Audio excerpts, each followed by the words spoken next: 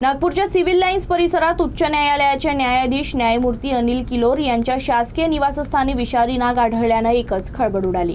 घटनेची माहिती मिळताच सर्पमित्र तातडीनं तिथं पोहोचले। त्यांनी अथक प्रयत्नानंतर नागाला सुरक्षितरित्या पकडून विभागाच्या ताब्यात दिलं।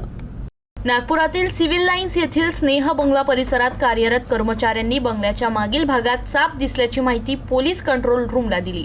मागील 3 दिवसांपासून हा साप परिसरात दिसत असल्यानं कर्मचारी आणि रहिवाशांमध्ये भीतीचं वातावरण निर्माण झालं होतं। माहिती मिळताच सर्पमित्र शुभम पराळे यांनी अवघ्या 10 मिनिटात घटनास्थळी धाव घेतली। त्यानंतर यांनी सापाचा शोध सुरू केला। तपासादरम्यान इन्व्हर्टर खाली लपलेल्या विषारी नागानं फणा काढत हल्ला करण्याचा आणि दंश काढण्याचा प्रयत्न केला।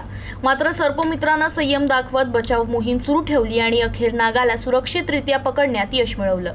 यानंतर नागाला सुरक्षित कंटेनरमध्ये ठेवून वन विभागाच्या सेमिनरी हिल्स येथील TTC ट्रान्झिट सेंटरमध्ये नेण्यात आलं। तिथं पंचनामा प्रक्रिया पूर्ण करून नाग वन विभागाच्या अधिकाऱ्यांच्या ताब्यात देण्यात आला। वेळेत माहिती मिळाल्यानं आणि तातडीनं कारवाई केल्यामुळे कोणतीही जीवितहानी झाली नाही।